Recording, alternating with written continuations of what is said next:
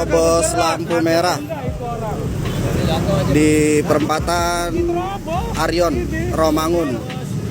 Mobil dari arah Pulau Gadung menuju ke Jalan Pramuka nabrak motor. Motornya masih geletak. Mobil dinas Polri.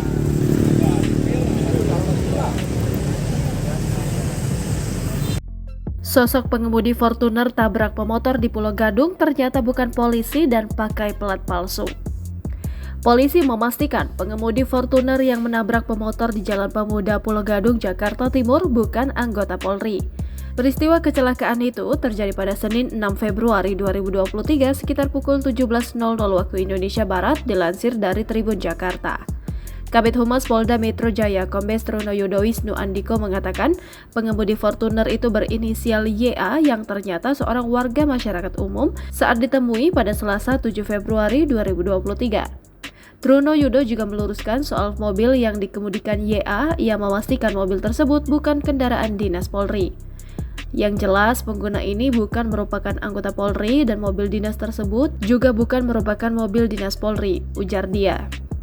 Menurut Truno Yudo, pengendara mobil Fortuner itu menggunakan plat nomor palsu.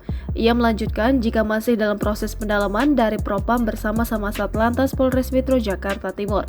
Sebelumnya, sebuah video merekam kecelakaan lalu lintas yang melibatkan mobil dinas Polri dengan pengendara motor di Jalan Pemuda, Kecamatan Pulau Gadung, Jakarta Timur viral di media sosial. Dalam narasi video yang beredar di media sosial disebutkan, mobil dinas Polri berplat 3110-00 yang melaju dari arah Pulau Gadung menuju Matraman menabrak pengendara sepeda motor. Mobil dinas itu juga diduga masuk jalur busway dan sempat menerobos lampu merah di Mall Arion, Stadion Velodrome. Pada narasi video turut disebutkan mobil tersebut diduga sempat melarikan diri dan langsung dikejar sejumlah pengendara ojek online lalu diamankan sekitar 500 meter dari lokasi kejadian.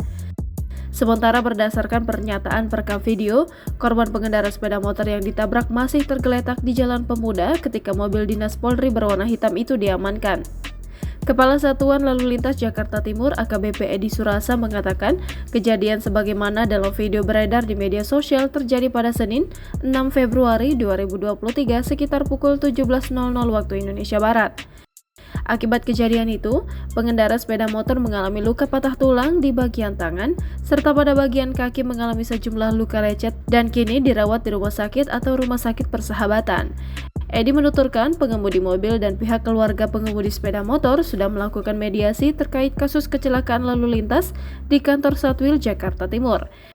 Dari hasil mediasi sementara, pengemudi mobil dinas Polri menyatakan akan menanggung biaya perawatan medis atas luka patah tangan dan lecet dialami korban.